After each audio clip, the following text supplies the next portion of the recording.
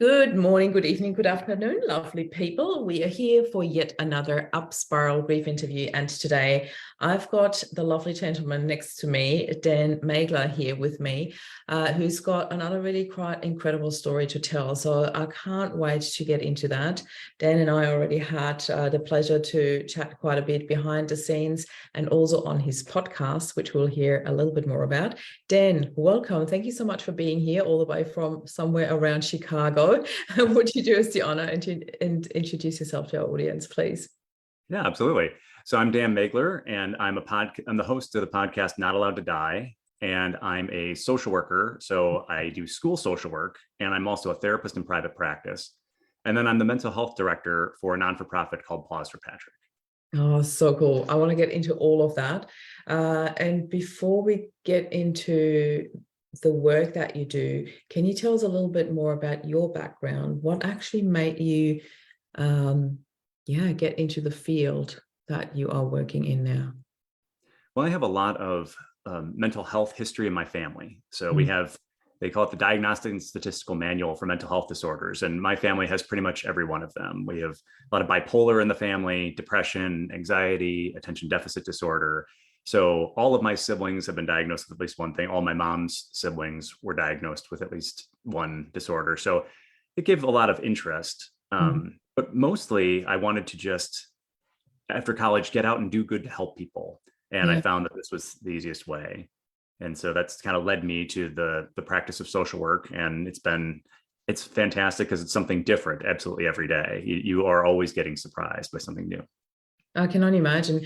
One of my closest friends works in social work, and hi Shannon, in case you're watching this. So it's really something that is so well needed, yet not always well done. And we all know that there is space for growth in the space of mental health. And I would love to ask you, Daniel, because you grew up with that topic quite present in your family. So how did your family actually address that? Was it talked about? Was it addressed from a solution perspective? Was there victimhood, if you don't mind me asking? There's so many different avenues and angles you can look at that. How did your family deal with that? Well, I was really fortunate because my mother was the youngest in her family, and a lot of caretaking roles for her parents, even for her older siblings, fell onto her. And so the stigma had left everything from my mom, and she was just interested in figuring out the best ways to get people to help. But the generation prior, there was a lot of stigma, and there was a lot of talking about people, instead of talking about mental health disorders, they would say, oh, that person ended up on Skid Row, or they would just say certain people just disappeared. And there was a lot of judgment, and there were a lot of times we see substance abuse alongside mental health disorders. And so that's what we'll be focused on rather than the underlying mental health disorder. But in the generation of my family, it's been, again, very fortunate, very open, and seeking help and just finding the right ways to do that. But even when you come from a family that wants to, finding the right ways to get that help are still very challenging. Yeah. Can we dive a little bit more into that? Because, like I have now, through the work that I do, but also through the interviews that I run, I have come across more and more people who work in that field and who do want to make a difference, because the system is really not very supportive at the moment. And there's still, I think I want to not just come from the negative perspective. I think a lot of things have already happened and have already shifted. Definitely. You could feel that shift over the last couple of years, yet everybody who works in that field and who's an advocate for mental health and finding more solutions, finding better solutions, finding better better health and help here, are still in this perspective of there is still so much work to do. I had just come across a gentleman, interestingly enough, in the weirdest way. He bought my car that I sold yesterday and told me about the mental health space that he works in after his daughter passed, and it's just, there are so many stories, and we hear them daily, and we see them daily in our group, Loving Love After Loss. There is so much around there.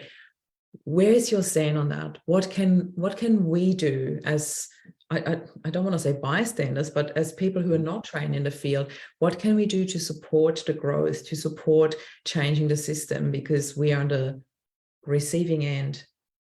and we are the ones who need more help. So this was a very loaded and long question. Well, You. I think, you know, what originally drew me to connecting with you is the positivity that you're able to show about grief and loss. And Yeah. I think that's what we need to be doing with mental health as well, in Mm. seeing that every problem is an opportunity. And on the other side of every challenge is a strength. And, you know, we were joking around just before we got on, but I see AD, I have attention deficit disorder. And that for me, that becomes a strength, because when I'm working with a client, I'm 100% focused on them because I Mm. know I can't multitask. Yeah. And so in some ways, it can help me, and it can help me to keep it. As a therapist, some people will say, well, how do you not get so caught up in all the problems of the people that you're working with? And Yeah. again, a blessing of my attention deficit disorder is I'm on to the next person. When the next person sits down, my world is all about them. Mm. So I think, you know, we in the United States, we talk about autistic spectrum disorder, but I Mm. would love to change that in people's mind to autism spectrum perspective, or Mm. attention deficit perspective, or Yeah. depression perspective, as opposed to disorder, because all of these things, they help us to see the world in a different way. Yeah. Right? Anxiety can be a gift in that it can help make us aware of danger. Mm. Depression can really, everyone I've ever worked with who's had a history of depression has also been incredibly empathetic. Yeah. And so instead of viewing, and the way we change the stigma about mental health is not just to say, well, let's stop being mean to those people, but it's really in valuing the extra gifts that these people bring and that these people Yeah. have. And so Yeah. that's, you know, I think that's, and the other thing is embracing the fact that different kinds of modalities are necessary for people. Not everybody is going to benefit from coming into my office and sitting with me and just talking. Some Mm. people, yoga is going to be great. For Mm. some people, you know, exercise. For some people, it's group dance. So we shouldn't be threatened by that. And people, different kinds of practitioners need to be open to working together to say, let's find what works for this person with their cultural space and whatnot. And that's actually how, you know, Paws for Patrick, which I'm part of. I lost Patrick Romer, who was one of my clients. He was a student at the school, Mm. to suicide in May of 2020. Yeah. And he was the kind of person who did not like regular therapy, and he didn't feel comfortable with medications. The one thing that really helped him emotionally was being around his dog, Cece. Mm. And so his parents, after he died, they took the opportunity to say, we want to help more people who are experiencing pain and suffering. And what Patrick would have wanted was for more people to have animals. And Mm. so, you know, again, in the US, we have this thing, a title called an emotional support animal. And that's different from a therapy dog or a service dog, Yeah. because emotional support animals, they can be a tarantula, a fish, anything. It's any animal. Yeah, they don't have to have special training. They can be anything that just being around them, like it Yeah. just helps you to be near them. And so Yeah. that's what we do at Paws for Patrick, is we try to help connect young people to emotional support animals. Mm. And then I write letters, I interview people and write letters so that they can have, let's say their apartment or condo or dorm in their university doesn't Mm. allow them. I Yeah. write letters to say this person has a disability, and so we should let that, because a Mm. therapist isn't going to be there for you at 3 a.m, but your Yeah. dog, your cat, your bird can be there. And so I think that's the key to really embracing mental health. And I'm sorry, there's a long answer to it, but is to No, realize long question. it's about recognizing that every person is different and might need something different, but Yeah. we can all be really successful in this world, no Yeah. matter what challenges are facing us. And again, and stop. I had a student in my office earlier today, and she was just kind of grieving a diagnosis of depression, anxiety, and autism. And Mm. again, it was my work with her today to help her reframe that Mm. she's still going to have an amazing life, and that this doesn't have to be blocking her from getting anything, but instead these can, again, eventually be her superpowers once she learns the owner's manual of herself. Oh, I love that. I love that. I want to actually get some highlights out of that I really, really love what you said. And one of the things is that, I am so against labels. I always say that, yes, we do need sort of labels, as in words. Every word is a label, basically. Oh, this is a glass bottle label. Okay, yeah, well, we need words to communicate so we all know what we're talking about. However, I think that we can really improve our wording around a few things, around a few labels. I've done my TEDx talk, on redefining our image of a widow, because I feel that I'm not the typical widow that people think of when they hear the word. I have just written I call it my LinkedIn love letters. I write that every Friday morning about why do we call it post-traumatic stress disorder? It's post-traumatic stress. Why is it a disorder? It's a completely normal and perfect way of your body to show you, I'm in trauma here. I am distressed. I need help.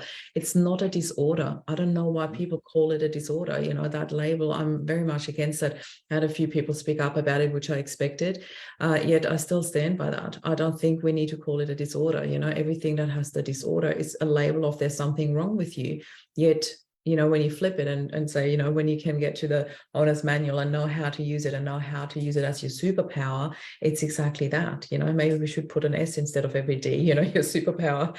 Yeah.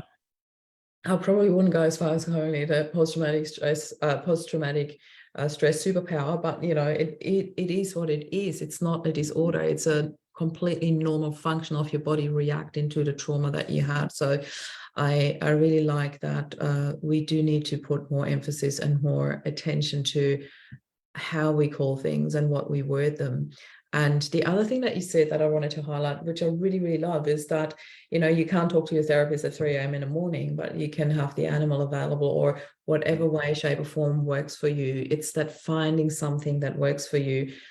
And I think the key word or the key phrase here is, so you have that available, whether that's a strategy or an animal, whatever that is. So you have that available instantly. I think the biggest downfall that I hear over and over again in a mental health space, when people are in crisis, in severe crisis, and they need help, that there's often the long wait before they can see a psychiatrist, before they can see somebody who can help them, before they can get to somebody who's there for them right here, right now. If I'm in severe crisis, that is acute. That is not, oh, okay, in 10 days I can talk to somebody about that. It's not good enough, So it's that instant help that I really feel we are still lacking a lot. Absolutely. Around the world. Yeah, and one of the things we're trying to focus on more is this idea of gatekeeper training, so that, because when people are struggling, they don't usually start out with a mental health professional. They usually start out with their friends or their family. And getting everybody to understand, again, some of the warning signs and things of depression, anxiety, whatnot, and then also to give people tools on, okay, if this person I love and care about is exhibiting some of these symptoms, how can I best support them in the now? And what are behaviors that are not super healthy, but are going to be stable for a while? And what are behaviors that are saying, I need to get this person to the emergency room immediately? And so helping people to learn and understand that. And so there's a website called the Campaign to Change Direction, or changedirection.org, where they talk about the 5 signs to look for in people showing mental health issues. Yeah, I'd love to share that link. Like, we'll be sharing that link in the comment section below the interview afterwards. I'd really, because I actually wanted to ask you, are there some of those that you can share with us? Are there some instant, alarm bells that you would want to share with us right here, right now? Sure. Well, like the most important one, and when I'm assessing someone in my office for suicidality, there's one main question, and it's, can you contract for safety? Can you promise me you're going to be alive tomorrow? And I used to work in an emergency room where, people with the fire department or someone brought someone in. That was the fundamental question. If they said, yes, they could contract for safety, they could promise they'd be safe, we would usually let them go home. If they couldn't promise that they would be okay and they would not, and there's a caveat, not just harming themselves, but killing themselves, because sometimes people think self-injury is much more dangerous than it is. Self-injury, a person who cuts their skin or whatnot, that's upsetting for the people who love them and care about them. But from a mental health danger standpoint, it's usually not any more dangerous than a person who drinks medicinally. So can a person die from overdose from drinking medicinally? Yes. So it's not a good, healthy behavior, but it's also not anywhere near as dangerous as a person who's saying, I'm thinking about not being alive tomorrow. And I have a plan of how to do that. So when when in doubt, ask directly.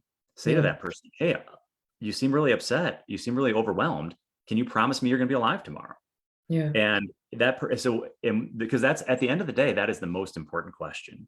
And then again, knowing in your community, where can I get help? Do I call the police? Do I call the fire department? Who handles that in helping transport a person? Because we want to make sure we don't compound that and I had one of my former students, her boyfriend was in a closet. He was non-responsive, catatonic, and she called the police. She lives in Los Angeles, and instead of the police coming and helping, taking him to a hospital, they arrested him and took him to a prison. And, so it was just, again, adding an extra layer of trauma to what was already going on. Yeah. So yeah, knowing what's just kind of around you. Yeah. So who would you call if you're really not sure? Like, do you call an ambulance? Do you call a doctor? Who would you call as a first point of? Yeah. When in doubt, I would call either in the United States, it would be like 911, or not. We now have 988, which is a new mental health crisis line. Okay. And that's come in this last year. And I've had some of my clients who've used it. One, I was talking to one last night who when she has panic attacks, she was calling and she was saying, well, for panic attacks, they're not super helpful. They're really just getting ready for the person who is having some sort of psychotic break or something else like that, where they need immediate almost transportation to a hospital. Yeah. But then usually in the US, the fire department is usually the people who can transport someone. So even if the police are called, they will then call the fire department, and the fire department would transfer someone to the most local emergency room. But for one of my nephews, he's about 27 and has very severe bipolar, which he refuses to medicate, which is a very common problem. And my brother's had to have him committed, and he's formed a very good relationship with his local police during non-emergency times, so that he knows that even if his son is making aggressive statements or things like that, the police know him, they know how to handle the situation. So if you have a person in your world who may have mental health challenges, and especially if they may sometimes become aggressive, getting familiar with the local authorities so that don't wait till the emergency happens, contact them ahead of time. Yeah. I'm really grateful for that, because I didn't even know about the 988, is it? Yeah, 988 in the US is the new mental health crisis line. Yeah, wow. That is so good to have, and I'm really grateful that you shared that here. So I would love to hear a little bit more and delve into your podcast. How did your podcast come about? Because that title in itself, Not Allowed to Die, that really spoke to me. That's why I reached out to you. That's why we had the previous interview on your podcast. Now you're talking on mine, which is really beautiful. So tell us a little bit about that. Why did you start, and who is it for? Well, I would have a lot of my clients say to me, you should write a book. And, maybe if I get some more free time at some point, I'll work on that. But I thought a lot of people don't love to read. And I am a huge podcast enthusiast. So I thought, well, maybe I can give this a try myself. And so it's a podcast for anybody who has questions about mental health and how we can, anything from getting on long-term disability benefits from it, to how to parent a child who recently came out as LGBTQIA, or just how to even manage dating in life when you have a long-term STI, like herpes or HIV or something else like that. So anything that intersects with the world of mental health are topics that we address. And sometimes I have guests, and sometimes it's just me and Mariska, my dog, the three-toothed Patterdale Terrier, who she's my co-host. So that's always there with me. Where is she today? She's down on the floor, right next to me. She's sleeping peacefully, which is a good sign. It means that she's dead. My cat's right outside the office door. It's so funny, but the glass door. And every time I have interviews, I leave her outside, because otherwise I've got like a tail going through my face, and like she would be the center of attention. So she sits there and stares at me the entire time when I'm interviewing. Like, very conscious of that. Thank you so much. I really love that you do the podcast, and I love all the topics that you bring in, because I believe there are not many spaces where people actually really talk about all these things so openly, and they're all topics that really need to be talked about a lot more. And I think that is the next key phrase, here, we need to talk more openly about everything, about grief, about mental health, about anything that people usually avoid, because if we don't talk about it, and then we do find ourselves in this situation, we just don't know what to do with it. And so often, I remember I've actually been invited to speak at church once, and I remember somebody saying to me, I always found that way too confronting to talk to my husband about the what if. And I said, well, I can't really understand that. I mean, I do and I don't. But imagine how confronting it was for me when Rob died, and I wouldn't have had the conversation. It's even so much worse, because having had these conversations with Rob, it really gave me my everything. It gave me my North Star, what I wanted to do with the boys, where I wanted to go. And I believe that mine is just one of many examples out there. And I believe that anyone that you talk to, your students or your podcast guests, would have so many stories to tell around have that conversation. Mm-hmm. Talk to your family and friends about it, what's going through your mind, or what. Yeah, it's just. Well, that's, the point. Everybody's fascinating. And if you get people, the greatest gift someone can give you is their trust. And that's what I get as a therapist all the time. But what I've realized is that people are mystified by how mental health treatment works and why it works. And so being able to give people the perspective from the therapist point of view, and what it's like as a therapist when one of your clients does die by suicide, and how that impacts me as a human, and is the kind of perspective that maybe they might not feel they could ever directly ask their therapist. So I hope I can offer that perspective and help people navigate what feels like a very overwhelming topic. So if I can give people some tips and some ideas, a peek behind the curtain, as I like to call it, and to remove that fear of self-judgment. And that's where the name of the podcast comes from, because I always say, I want people to do whatever it takes to get them through this world. They're just not allowed to die, because I do know that if we can just push through day by day, we will feel better. Now, again, that doesn't mean, obviously, we have to when we do lose people to death, I'm not saying that they're not allowed to die. I'm saying, though, that for us giving up, life may never be easy, but it will feel worth it. And to embrace the experiences that we have here. Yeah. Can you, because you just brought that topic up, and I think that really brings us to the next step that we really wanted to share here and talk about is when you do lose a client. Mm-hmm. Can you share a little bit about that, what that meant for you, and how did you deal with that as a therapist? Well, I think, I mentioned I lost Patrick. I also lost about a month ago one of my former students who had just graduated. He'd gone off to university, and he actually came back to try to visit me. But I was the school, they wouldn't let him in because he didn't have an appointment. And he emailed me, but they sent him away. And then I found out 2 days later that weekend he died by suicide. And there's this fear and this feeling of, gosh, if I could have just saw him, if I could have just done something else. And this profound, this feeling of frustration at the loss of this person just had this beautiful boy. He, 19 years old, had so much left, and there's a part of you that wants to say, if I had just been better at my job, this person would still be here. And this family and these friends, they were all counting on me. But then you remember that that's ego talking, that every person, they have their own volition and their own choices in life. And just like if as a therapist, if a person was so dependent on me that they were making all their decisions based on what I said, then I would be a terrible therapist. That everything that person does, my job is to be a mirror. I help people see the angles that they're too close to, but ultimately all of their choices are there. And if I'm not going to take credit for all of my clients' victories, then I don't also get to take the blame for all of the bad things that happen for them. So again, I show up and I love them. And again, for Patrick and for my nephew who died by suicide in January, I have, tattoos on each of my forearms to mark, and because I want to see them every day.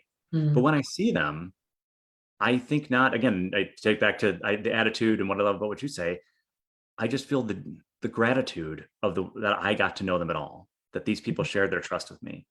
And maybe their story that's how long it was supposed to go. But instead of being sad, like my nephew who died at 26, I don't think of his life as a failure. I think of every one of those 26 years as something beautiful. And then I was blessed to have him in my world for all that time. And so I could, as I always say to my students when they're grieving, or my clients, if I could take all your pain away, but I also had to take away the memories of that person, you would never make that trade.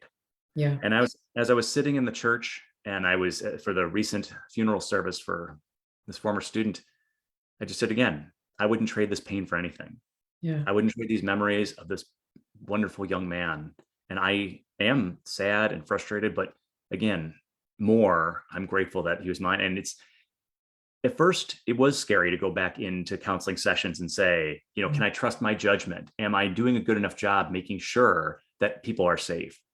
And I was afraid I was going to be too knee-jerk in my reaction to send everyone to the hospital and whatnot, but instead I've fortunately found that I've been able to treat each person as an individual. and That's assess their risk separately. yeah. But it does, again, it makes you, and it just has made me so grateful, especially for Patrick's family, that Mm, not only did they not blame me for his death, but they invited me to be part of the organization that they created, and that we've okay. still maintained this bond. Because I think that's a fear that every therapist has. Gosh, if something goes wrong, everyone's going to hate me and blame me. Yeah. But I think they knew that I really loved and cared about their son. And so I think that's just like and I think I learned from his family and from the people that in the suicide survivor community, they don't really like to talk about the term suicide prevention, because Yeah. there can be a subtle undercurrent of a feeling of blame, as Mm, if every death was preventable. And that's not necessarily true. There are some people who, no matter what anybody could have done, may mm, die. So we have to accept that and just say, I love them as well as I could. I'm going to continue doing that, and mm. then treat the next individual like themselves. I'd like to ask you something here, because this, I think, is a really important point, what you just said, like not every suicide is preventable. And um, that is a really hard fact to accept, but it is the truth. Mhm. And for me, there is this, when you shared before the direct question, can you promise me that you will be alive tomorrow? Mhm. And my instant thought, and I didn't want to share it because A, I didn't want to interrupt that flow, and B, I wanted to sit with that first. And now it's actually the perfect time to bring that up. My first thought was, well, if I was to really have made that decision to go Mhm. that day or soonish, whatever, that's not the point. But if I had made the decision that Mhm. I want to end my life, and somebody asks me in therapy, can you promise me that you'll be here tomorrow? And I just want to go, I would say yes, so I can get out of there. Because Of course. I would think, well, if I now say no, I can't promise you that, then I'll be bombarded with stuff that is confronting and uncomfortable, and I don't actually want to hear it because I just want to go. But that makes so much sense from a therapy perspective. That is all we can do. And I always say that in my movement, just the same, when we deal with people who are in pain, all we can do is offer help. All we can do is hold space, is send love, is listen to Mhm. their stories. I cannot make them want to change their pain. I can't do that. And people often say to me, can you promise me that you can you help me here? I said, I don't know. I can't promise that. I can promise you that I'll do my utmost best, and that I will share everything I have with you to help you shift your perspective, to help you heal that pain. Yet you need to want to heal.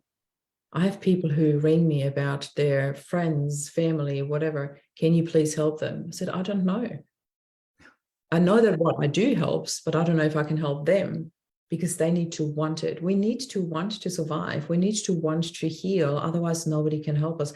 And I think that's a really harsh fact to accept from a therapy or a coach perspective, from the helper perspective. No matter if you're trained in helping or not, even if you're a family member and you just want help, Mhm. you are the helper. And it's the hardest part to accept, that you can only help when they actually want to have that help, if that makes sense.